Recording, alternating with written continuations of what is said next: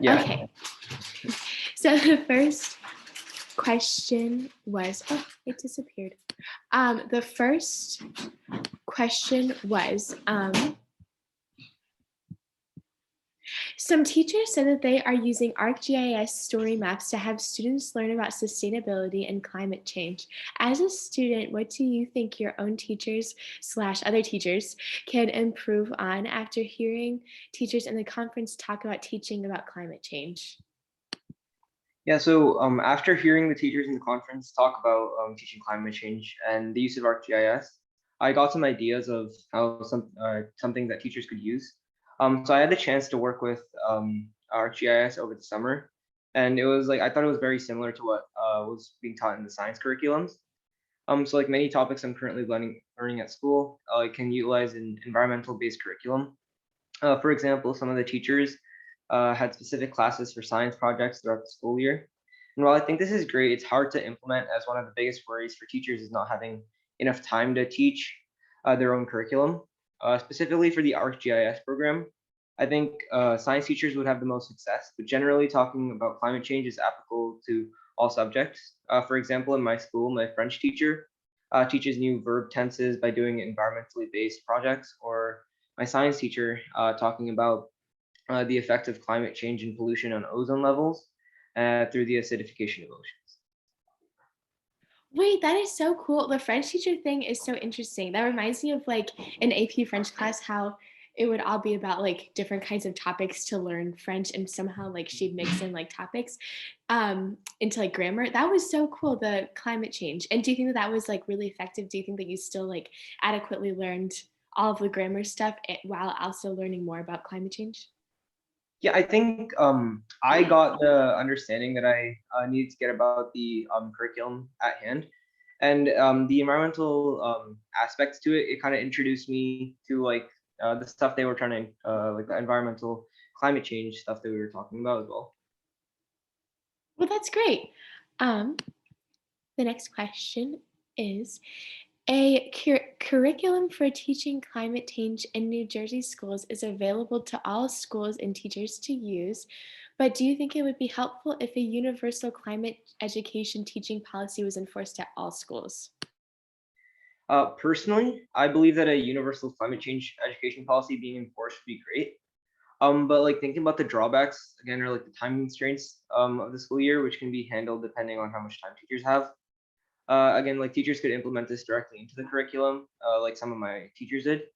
But other teachers with more time could directly talk about climate change while referencing their topics in space. That makes sense. Um, the next question is, um, Ben Rich, the environmental teacher, said that a challenge in teaching about climate issues has been that the topic is often seen as a secondary importance. Are there any ways that you think you could better get, or has gotten in your experience, students to view climate change as more of a primary importance? So school systems, I feel, have a great advantage. They start directly affecting kids' lives from an early age, which would definitely affect students' perspective on the topic. Seeing them as a primary importance is very well important due to the changing world, and I think the biggest asset available for teachers to students is just exposure as much as possible within the constraints of the curriculum they teach. That makes sense. Since you're a eco-ambassador, what do you think, like, you personally, this is kind of like a side question, what like personally got you more interested about climate change, and how do you think that that could like help other students to get more involved, or what do you think other students could do to get become more interested? For me, it was kind of through my parents, specifically my mom. She was like always interested in this since she was young, and like when she got when we like when I grew up a little bit, she started getting more into it. And then I started doing projects with her, like planting trees or like running some food drives or like environmental drives or stuff like that. I think for other students, it where like they don't really have their parents to like influence them. Again, I think school systems can do a great job of doing that. Besides that, I think spreading the word through like websites, videos, stuff like that. I think that would be the best. So like Instagram, like infographics and stuff. Yeah, yeah, yeah. Oh, cool. I love infographics. They're always so pretty. Um, the next question was, in the part of the conference about how the negative effects of climate change are changing the job market and how there's a need for a larger focus on technical education and instead of just preparing for college. Um, what ways do you think schools could better prepare students for that? So technical education is very important for the future, but it's also important to like try to revert and slow climate change as much as possible. Again, I deeply feel that the biggest asset for schools is the age that they start affecting students' lives. And the focus on STEM education is important, and schools and districts could better prepare students for this by implementing, say, coding or robotics days or clubs or classes even as early as elementary schools, starting with like block coding.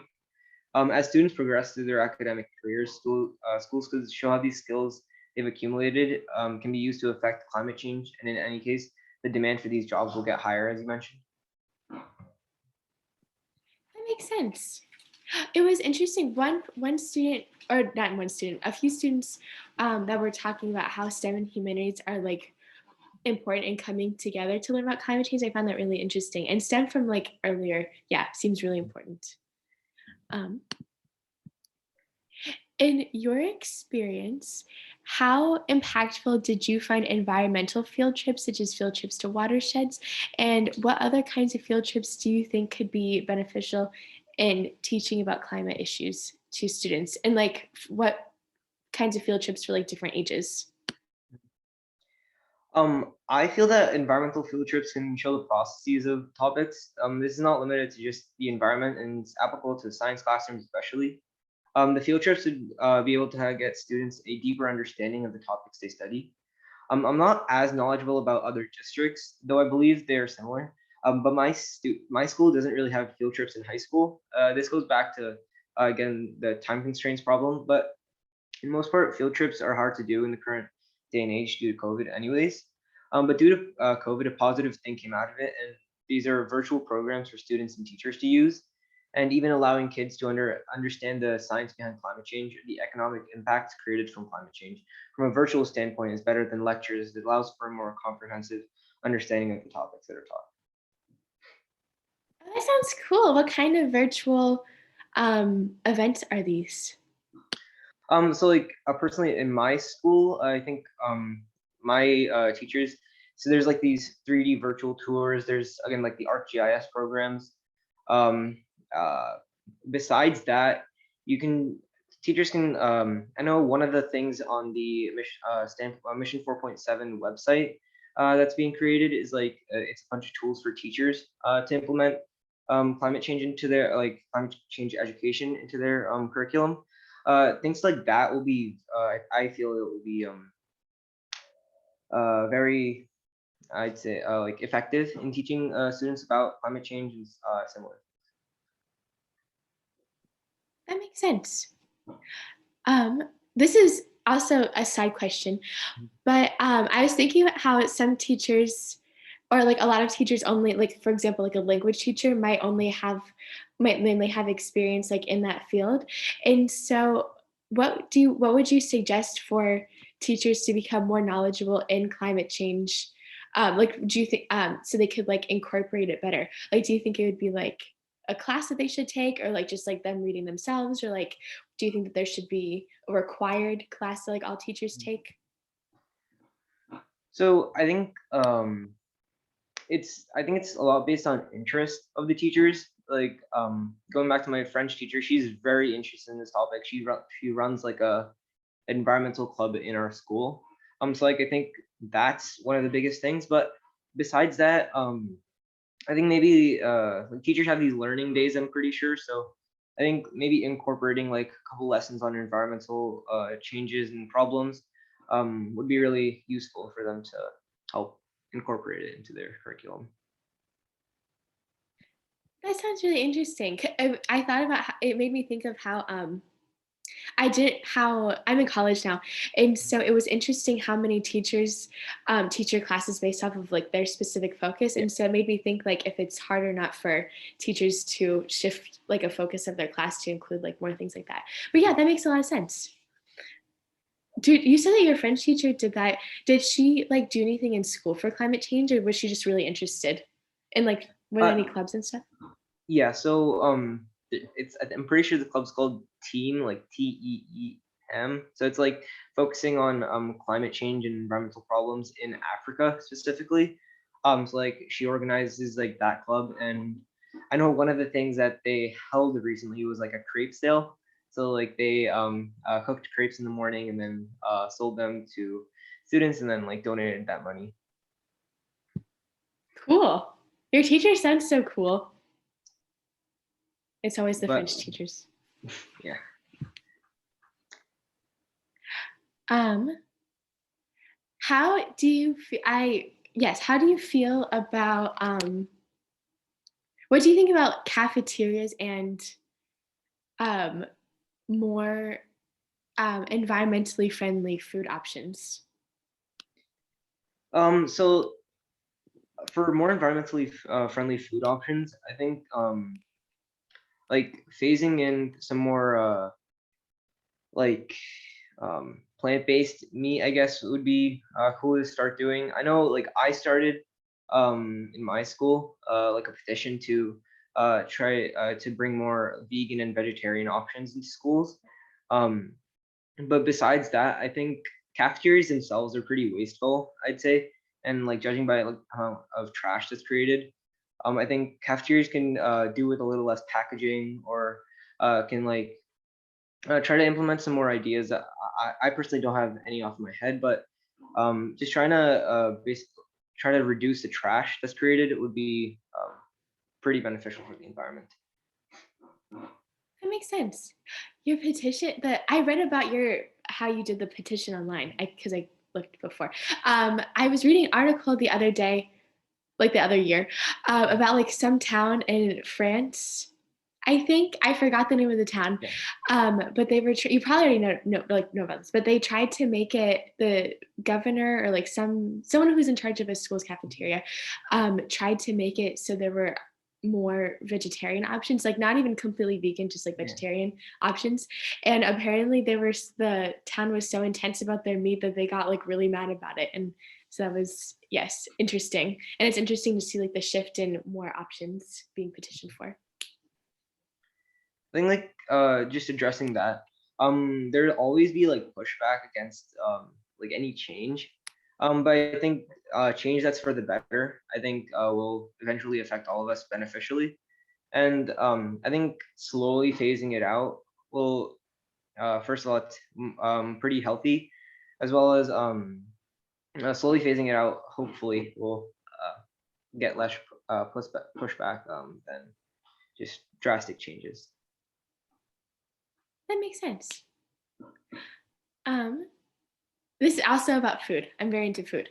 Um, how feasible do you think it would be to have meat substitutes? Because I don't know how expensive it is to have stuff like Beyond Burgers or like similar things, and how popular is that? Slash, like, do you think do you think it would be good to like shift like largely to meat substitutes in cafeterias? Yeah, so I think slowly phasing them in would be the best option.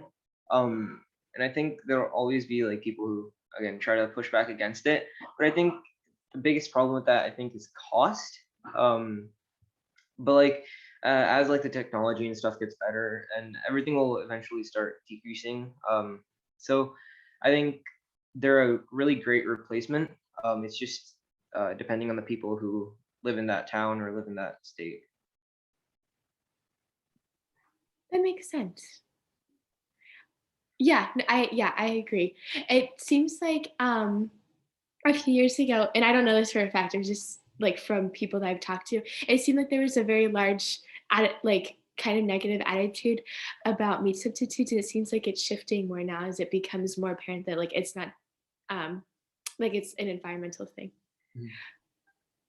Um well, yes, thank you so much for meeting with me. This is fun. Uh, Thank you as well. It's great to share my views on this, and like it was a great conference. So um, thanks for that. I loved hearing them. Have a good night. Thank you. Bye. Thank you for